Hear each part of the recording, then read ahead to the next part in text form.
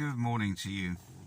I'm just sitting outside my local supermarket, just waiting for it to open, and I thought I'd have a little bit of a Bible study to myself. And then I started reading here. I thought that I actually might as well share this with you because I feel the Lord wants to say something. And it's Mark chapter 15. And let's see if the Lord will help me to bring out some points that I've just been reading here. And straightway in the morning, and so just before I read, of course, this is relevant to the fact that we're coming up to Easter and the crucifixion and all. And straightway in the morning, the chief priests held a consultation with the elders and scribes and the whole council, and bound Jesus and carried him away and delivered him to Pilate. First thing that crosses my mind there, evil cabals, consultations, groups of people getting together to conspire. They call us conspiracy theorists who have been speaking about what's been going on in the last 2 years. But the truth is that the real conspiracy theorists are those that are up against the truth and not for it. Going on, and Pilate asked him, Art thou the King of the Jews? And he answered, saying unto him, Thou sayest it. Jesus didn't need to commit his titles to Pilate. He simply reiterated what they said. And the chief priests accused him of many things, but he answered nothing. I just imagined that scene as I was reading it. All these people shouting all at once, all the different things that they were accusing him of when he was in his ministry. And Jesus went against human nature. Remember, he was divine and fully human. Being fully divine and fully human, his divinity shone out. He didn't have to say a word. He just allowed the accusers to accuse. And of course, we're different, aren't we, in our humanity? The first thing we want to do is defend ourselves. And Jesus just stood against that. That really struck me. And Pilate asked him again in verse 4, saying, Answerest thou nothing? Behold, how many things they witness against you. But Jesus yet answered nothing, so that Pilate marveled. Pilate marveled. It was a witness to Pilate that Jesus said nothing. What about us? How will it be when we're brought before our accusers? What response will we give? Will we be able to say nothing? Or will we want to rise up and defend ourselves? It's so easy, isn't it, to want to rise up and defend ourselves? Allow our tongues to do the defending, to use them like swords. But Jesus, no such thing. In verse 6 it says here, Now at the feast he released unto them one prisoner, whomsoever they desired. Remember, that was the tradition of the time, to release a prisoner that the people required or asked for.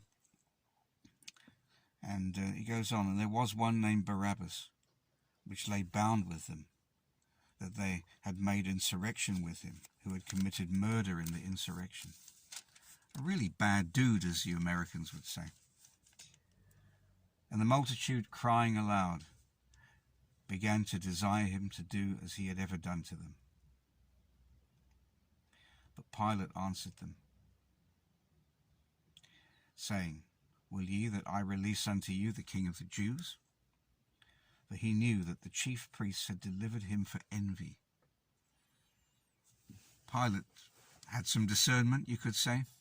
He realized that the chief priests, certainly had no sincerity in what they were doing. But he knew also that they had black hearts. Even Pilate himself could tell how obvious it was. They'd watched Jesus in his ministry over 3 years. They'd seen what he could do. They tried to shut him up in every way possible. And in the end, he saw their actions and what they wanted to do to destroy Jesus. But the chief priests moved the people, verse 11, that he should rather release Barabbas unto them. They didn't want Barabbas, but they wanted Jesus dead.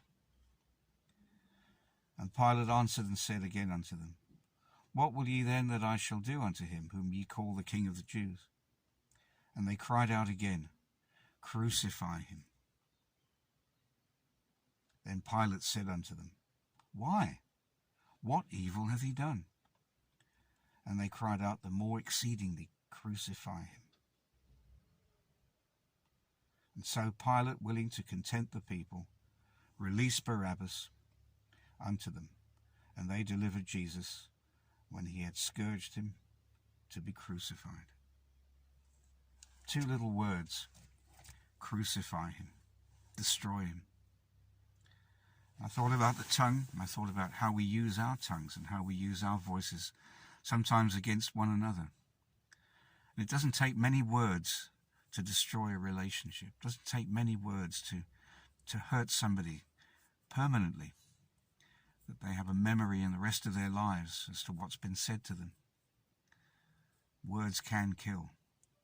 The danger of words. I think I've spoken about this many times before, but I'm just struck by it this morning. And of course, words often come from thoughts and feelings at the basis of it. But God wants to change that in our lives, doesn't he? He wants to change our hearts. He wants us to guard our hearts, guard what we say, guard our relationships. I just think it's so important at this time. There was no one like Jesus on earth, and the scribes and Pharisees knew it. And they couldn't admit to it, so they wanted him destroyed. And today I just say that we need to look into our own hearts, what it is that we want to see changed inside us, that we can become more like Jesus, that we, when our accusers shout and scream at us, that we don't respond in defense. He won't have to, because he is our defense. He is our rock and our redeemer. And that's something to remember as we prepare for those difficult times, as we prepare for persecution. God has our lives in his hand, in the palm of his hand. So, we know what he did for us. We celebrate it next week. Whether it happened then isn't the issue. Whatever day we can argue about. The point is, he did it. He went to the cross for us. And let's not forget what he did. And when our accusers come against us, let's just ask God for wisdom and strength to respond with the words that he gives us. He did say, didn't he, that it will be given to you in that hour what you shall speak. Don't worry about what you shall say. And may that be so for us. Have a blessed Sunday.